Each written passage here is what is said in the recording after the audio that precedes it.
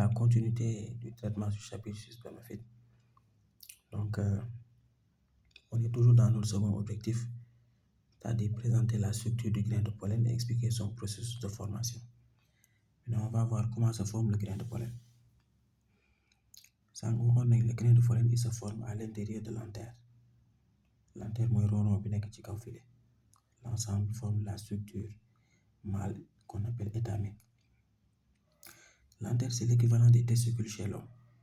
Les testicules ñoom ñooy assurer la fonction exocrine de production des gamètes. Puis aussi, c'est l'antère, cette structure-là, qui assure la production des gamétophytes, qui sont les grains de pollen. Antère.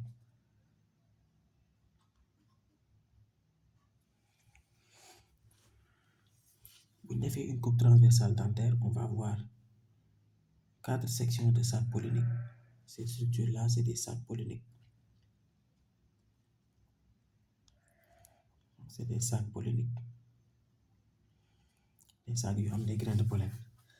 Dans chaque sac pollinique, on a une grosse cellule. On a une grosse cellule. Cette grosse cellule que vous voyez là, on la représente ici. C'est la cellule mère des grains de pollen à 2 N chromosomes. C'est la cellule mère des grains de pollen qui est à 2 N chromosomes. On suit bien en classe. La cellule mère des grains de pollen day njëkk a def méiose. Bu defee méiose, joxe en télophase 2 4 cellules à N chromosomes monochromatidiennes recouvertes par une membrane ici qu'on appelle tégument. Kon fii méiose lañ fi am, méiose day njëkk a def. Cette structure-là, les 4 cellules-là, à une chromosome monochromatidienne recouvertes par une membrane appelée tégument, moom la ñuy woowee le tétraspore. Le tétraspore. Maintenant, tétraspore bi ngeen gis, il va subir un processus qu'on appelle individualisation. Individualisation. Individualisation, moi, le tétraspore va perdre son tégument pour donner les 4 petites cellules-là qu'on appelle des microspores. Des microspores. C'est bon? Donc, l'individualisation du tétraspore, moi, il va perdre son tégument et donner les 4 petites cellules-là qui étaient là, qu'on appelle les microspores. Maintenant, xool leen microspore bu nekk xam nga il est à un chromosome monochromatidienne parce que pare nañ seen méiose ñi. Microspore bu nekk dafay subir une mitose de son noyau. Mitose du noyau. ma dëpp feuille bi nii. Mitose du noyau.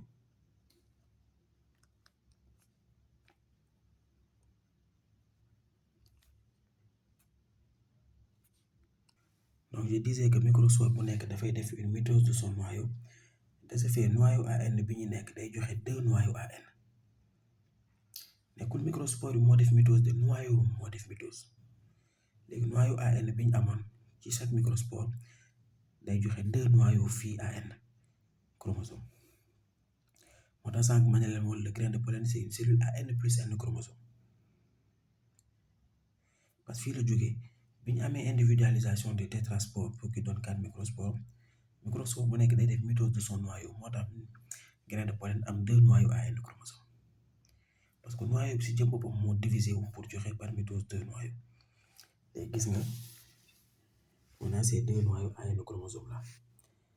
Maintenant, à ce stade, on a un jeune grain de pollen qui est à N plus N chromosome. Je précise, le grain de pollen qui est à N plus N chromosome. Donc, fii lan moo des grain de pollen lan moo ko manqué exine. Donc, la mise en place de l'exine, loolu la ñuy woowee la différenciation et autres paramètres aussi. Différenciation. Donc, le grain de pollen va se différencier en mettant en place l'exine pour donner, donc ici, donc c'est pas jeune, hein, pour donner ici, donc le grain de pollen mature prêt à la double fécondation.